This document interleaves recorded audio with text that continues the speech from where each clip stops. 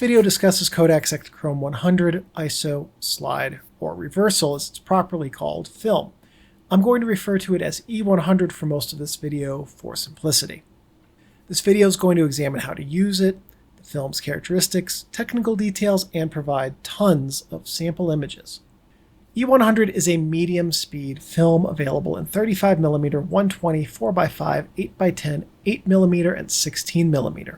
The latter two of those are for motion, and the emulsion on them is 7294 for those of you looking for that. I used E100 in 35mm. In 120, I shot it on 645 and 6x6, and then I also used it in 4x5. In sum, this video contains almost 200 sample images spanning those formats. For those curious, I shot about 35 rolls of 35mm, 30 rolls of 120, and 24x5 slides. Yeah, I did that. My bank account did not thank me. This section looks at my perception of different film characteristics. I'll discuss how I see the film's grain, tonal range, acutance, contrast, sharpness, gamma, and then I'll provide some added notes, suggested good uses, and thoughts on how to best digitize this film. For grain, it's virtually grain-free. When I digitize slides, or any film, I use a DSLR, and to ensure that I've focused on the emulsion, I use live view at the maximum magnification for the camera and then treat the live view screen like a traditional darkroom grain focuser. Couldn't find the grain on this film, so I think there are 4 films now that I've used that I cannot find the grain on, and that makes it a big challenge to ensure that I have focused the macro lens on the emulsion. For tonality and tonal range, it's excellent when exposed correctly. That's a big asterisk. If you overexpose E100, then you will blow out your highlights rapidly. Slight overexposure turns nice dark blue skies light blue. Heavy overexposure takes those same skies and makes them a yellow tinted cyan. You're going to see that in a number of my medium and large format shots, by the way, because I don't use a light meter in those formats even with slide film. As for acutance, it's good, and that's a large part of what makes this film excellent for motion stock and projection and display and use. It's good. The acutance means that you're going to have nice, crisp transitions between tones and colors. For contrast, again, it's excellent. I mean, look, E100 is an amazing film stock, and nothing that I could ever subjectively rate it on would be anything but excellent in any category. When the engineering team made this stock, they did a fantastic job. The level of engineering and expertise that went into designing this film is absolutely incredible. Kodak does not provide a line pairs per millimeter rating for E100. Kodak instead measures the film's acutance with a modular transfer function chart. When I asked about that, Kodak indicated it was because the line pairs per millimeter metric is a more subjective measure than an MTF chart. The primary failing there of the line pair per millimeter is the lack of standardization in that measure, and that leads to less accuracy across the industry. And there's also, as Kodak termed it, some room for interpretation in how it's measured. MTF is a measure more readily comparable in kind with other similar comparisons. Now that said, slide films do tend to be slightly softer than black and white films, so you're not going to be using this film to test the sharpness of your lenses, but that's okay because it has a much higher and better purpose than simply being the sharpest film out there. For dynamic range, slide stocks tend to have a much more limited dynamic range than negative stocks, and that bears out in places where my images have sky and shadow. Either the shadow loses detail and the skies skew strongly blue, or the sky blows out, taking on a cyan tint in less offensive cases or a yellow hue when heavily overexposed. I couldn't find the dynamic range information for this film in Kodak's technical materials, or I missed it. but eyeballing my images, I'd place dynamic range at round about 5 stops. As for good uses, yes. That's the simplest answer. There are some things you don't want to use this for. Black and white, that comes to mind. Astrophotography without a color correcting filter for long exposures would be another, but honestly, astrophotography in general, due to this film's speed, not a good idea. For anything else you want to put in front of your camera, this film's going to do a good job. A few specific ideal subjects include landscapes, portraits, waterfalls, or anything that you want to have fill your image with color. 100 ISO is on the slower end of medium, but with a suitably fast lens, you can freeze motion. So daylight sports could be workable with some limitations. Those limitations include your lens focal length, your depth of field, and also even with a very fast lens, you're probably not going to get much above 1/1000th of a second with this film, so some sports shots would still have a little bit of motion blur. But in general, the way that E100 is designed, any subject you place in front of it, as long as you as the photographer did your job well and calculated a good exposure and backed that by a strong composition, E100 will record that subject in a flattering manner.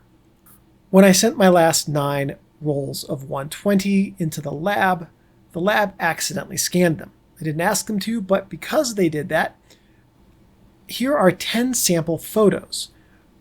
There's a pair for each of these photos. The first one in each pair was lab scanned. The second was DSLR digitized with my Pentax K1 and a 100mm Pentax macro lens.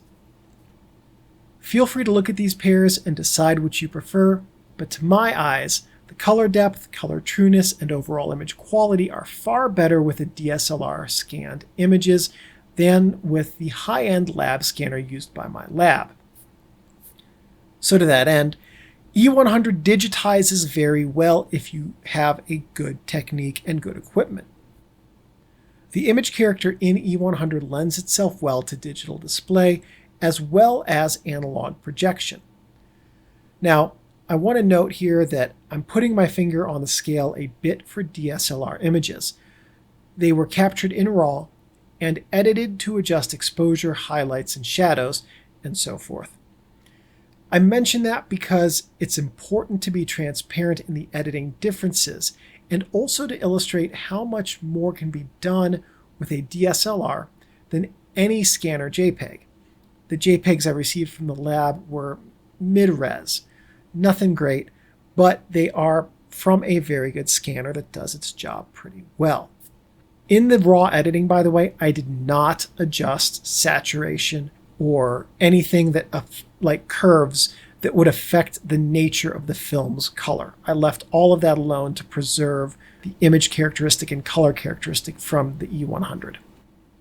As an additional note, if you plan to develop E100 yourself, the 7294 datasheet indicates that E100 can turn some photo processing equipment pink due to the sensitizing filter dyes in the film's emulsion that rinse out during each stage in development. The datasheet also notes that routine and standard maintenance will remove pink coloration from equipment and that the pink dyes are harmless to other makers' E6 film stocks. So whether you're going to do it in a tank at home or in some lab processing equipment at a lab, just be aware of that and don't panic if your chemistry turns pink. The spectral sensitivity curve is used to describe the film's relative sensitivity, that's the y-axis, to visible light colors, those are on the x-axis. Film grain in and of itself is sensitive, and what I mean by film grain, I mean the actual halide crystals, are sensitive only to blue and ultraviolet light. This is why, also as a side note, the first films were orthochromatic and it took some time before film became panchromatic. In the process of sensitizing a film to different wavelengths of light, dyes with different light sensitivities are added to the emulsion chemistry in a way where those dyes themselves coat the silver halide grains. And the reaction of those dyes to different wavelengths of light are what cause the silver grains to be sensitive to those different wavelengths of light. So I want you to note here that the yellow forming layer sees blue light, the magenta layer sees green, and the cyan forming layer sees red. This is because the film will be reversal processed. The opposite of each layer color is what it records prior to developing. So this should help explain why cross-processed slide film has odd colors. Also, as a note, I did not cross-process any E100 for this video. So I'm going to overlay here the spectrum, the visible light spectrum, and a couple of sample photos that illustrate what we're looking at. So I want you to note that the film here displays the color peaks after processing. So after processing, what is in the yellow forming layer will display blue. I also, and more importantly, want you to take a very good look at what color wavelengths the film does not exhibit well. Specifically, the dip in the cyan-green range means that lighter blues are not recorded as well at proper exposure settings as darker blues. This leads directly to darker skies. Overexposed skies will still be light blue. What you're seeing on the left assumes proper exposure. Also note the relative tonality difference between yellows, oranges, and reds in the image below versus what we see over there on the spectral sensitivity curves. You can see that there is a dip in the yellow in the spectral sensitivity curves. Now if we look at the butterfly again, the yellow portion of its wings are very pale. The orange portions of its wings are much richer. And that's reflected in the peaks over there on the left, where more orange and more red are recorded than yellow. So the dye density curve is a bit like, but it's significantly different from the spectral sensitivity curve, where the spectral sensitivity curves shows how well the film records each wavelength and relative density therein. This chart shows how dense the colors become when that wavelength is recorded. So the spectral sensitivity curve looks at each layer's ability to record a wavelength. This curve looks at how well the dye displays that wavelength. The dye density curve presents data regarding total absorption by each color dye in the film, that's the y-axis, when measured against a particular wavelength as plotted on the x-axis. The visual neutral density, which is the solid line along the top, is a density of 1. That represents the total absorption of the film for each wavelength when all layers in the emulsion are combined. The lower lines with the different dash patterns break that absorption out by layer. The neutral tone line provides the visual density for each layer combined at the given wavelength. So think of the neutral tone as additive, where the blue sensitive layer sees most of the blue, but the other layers will see some blue. Or might be most accurate to say on those other layers, some amount of the emulsion will be activated by blue light. An interesting note that one of Kodak's engineers provided is that much of the tail length of the dye density curve stems from impurities in the dye used to provide the final slide color. Another reason for the tail off is the efficiency in which the silver grains retain the dye layers that are applied to them for sensitizing, which we noted in the spectral sensitivity curve, which I find fascinating because it means an element of the way in which this film delivers the image quality that it gives us is due to imperfection. And I find it incredibly fascinating that that imperfection is part of what gives this film such absolutely wonderful image characteristics. The characteristic curve, which if you're here from the motion world, you may have heard called Hurter-Driffield or HD curves, shows the amount of exposure on the film versus the density achieved on the film. Or another way to say it is how quickly the film absorbs enough photons to create an image during the exposure and how quickly the film becomes overexposed. So when we look at the characteristic curve, the first thing you're going to notice is it's the opposite of what we normally see in these videos, and that's because this is a reversal film. Everything is reversed. So Dmax is going to be over there on the left, and on the right, it's going to be not Dmax. Well, it's going to be the toe. But at any rate, let's put some markings up here, and you can see how I've marked this up. Now, I've estimated where I believe that the best of my images were placed for proper exposure for a uniformly mid-tone image. That's an estimate on my part. I'm totally open to the possibility that that box needs to extend further up the line to the left. So what we see here on the left side, where I have it marked near black, functionally opaque. What I mean by that is if you took some unexposed slide film and you sent it off to your lab and said, develop this, that slide would come back black. You almost would not be able to see through it because that slide, having not been exposed, what's left would absorb all of the wavelengths of light that slide film can see as they try to pass through it. On the right, we have completely white, near transparent. That would be if you took your slide film and you set it and you pointed your camera at the sun and you opened up the slide film for a second. You don't have to go to that extreme. Please never point your camera at the sun for any reason.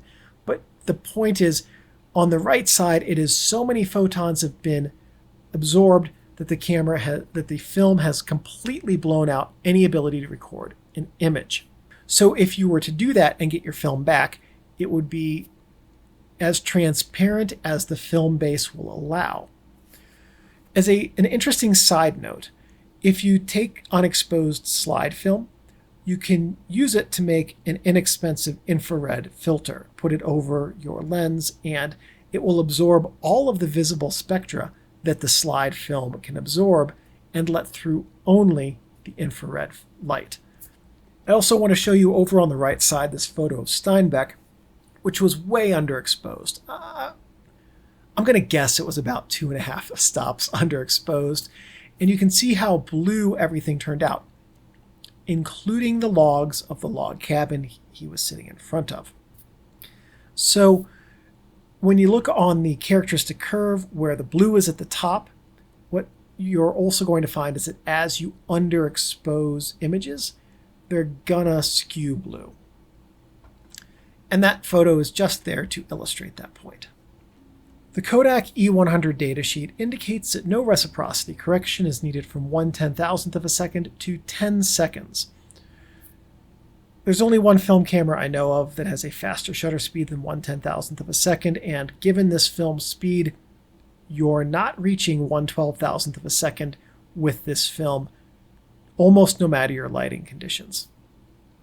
So fundamentally what this means, the reciprocity means, is that any shutter speed setting you would be using for 99.9999% of the photos you take, you don't need to worry about reciprocity failure at all. And that, by the way, is incredibly impressive. That's a very wonderful piece of film engineering.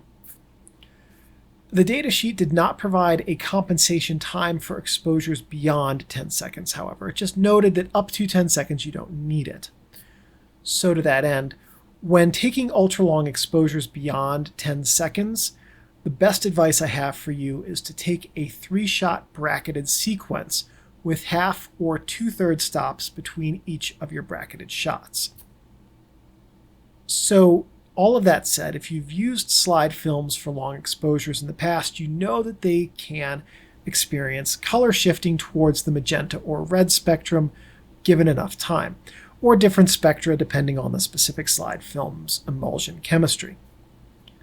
The datasheet indicates that no color correcting filter is needed for E100 for exposure times less than 120 seconds. At 120 seconds and beyond, a CC10R red filter is needed to correct for the color shifting. If Kodak provided a recommended development latitude in the datasheet, I didn't find it. However, slide films tend to have a narrow latitude range. The datasheet does provide some alternative exposure times for exposure testing as baselines, and a safe conclusion from these is that the film has around a third stop of latitude in each direction from 100 ISO, from where it can still return suitable results. Now that doesn't mean that E100 only records a third of a stop of light in each direction. What that means is that your exposure settings need to be within about a third, maybe a half stop, of correct to obtain the best image results with the most image dynamism, color trueness, and tonal range. My experience with this film backs that up. I found that if I kept the exposure to within a third stop of accurate, those were my most pleasing images. I'm going to recommend shooting E100 at the box speed. Frankly, you have few other choices. Slide film tends not to push and pull well. Now that said, Kodak does provide datasheet information so that labs can push the film by one stop. The datasheet provided no pull data, and I would be hesitant to try this, as your highlights will likely explode into unrecoverably yellow-tinged cyans if you overexpose the film. All the images in this video were developed in E6 chemistry by Old School Photo Lab. I recommend sticking with reversal processing. Sample images I found online of this film cross-processed in C41 showed truish colors that were very high contrast and also oversaturated. However, other sample images showed a strong green cyan color cast. In general, cross-processing slide film, I would expect to see a green to cyan color cast in your images. I have to imagine that if you're here looking to learn more about E100, however, you are pursuing a different image aesthetic than the cross-processed image aesthetic. You're likely here looking for an image that comes because you have bought an expensive film, you have used it properly, you have developed it carefully or had a professional to do that for you, and you want to have the best images that you can from it. And again, to that end, you're looking at E6 processing. A quick note here, I want to thank Kodak for putting me in touch with their director of film development, who answered a number of technical questions for this video, which directly contributed to this video being as accurate as it is. I think that action from Kodak speaks very loudly about the commitment that Kodak's team has to the film community. So, to Kodak and the people specifically who made that exchange happen, thank you very much. Kodak truly outdid themselves with this film. I look at E100 and I think about what film today could have been if digital had never been invented. I think the answer is pretty darn close to E100. It would be hard to imagine that a means, method, or technology exists that would allow a slide film to be better than E100. Without a doubt, in making this all about film video, E100, very early in the process of this video by the way, kicked Velvia 50 off its long-held throne as my favorite slide film. And I know, that surprised me too when I realized I liked E100 a whole lot more. E100 provides true colors with nice saturation. A bit more saturation than real life, yes, but that creates a very nice look. Also, E100 photographs every subject in its range well. I think that the best and most honest thing I can say about Kodak E100 is this. If you are disappointed in the images, it's probably not because of the film. Being available in many formats, too, means that motion users of this stock can take marketing and promo shots on larger formats for poster and other marketing materials. And that will give you a better result than just taking a frame off of your 8mm or 16mm reel and using that in your promotional work. When Ektachrome was killed way back in whatever year that was, I assumed it was dead. But then came E100, and the resurrected film stock, for the time it spent gone, came back far better than the old. And to that end, if there has ever been a better color film stock of any type ever made, I'm unaware of it. So yes, Kodak films are expensive, and yes, for most of us, myself included, They are a luxury item and not the film we shoot with on a regular basis. That's true for all Kodak films, but even more so for E100, which, lined up against all of Kodak's other films, is like a Ferrari at a Corvette convention. It feels a bit out of place, but everyone is still going to pay a ton of attention to it because it's the best one there. Thank you for watching this video. Please give me a thumbs up. That lets me know that I'm on the right track producing content which is useful and helpful to you. If you have any questions or comments, please leave those in the comments section below. I'm pretty good about checking these every couple of days and answering questions. If you have any suggestions or ideas for future videos, and if I have the technical know-how and equipment, I'm more than happy to make those. One last thing. Thank you everyone for watching, and I'll see you in the next video. I gotta get up, Steinbeck. I have to turn off the camera.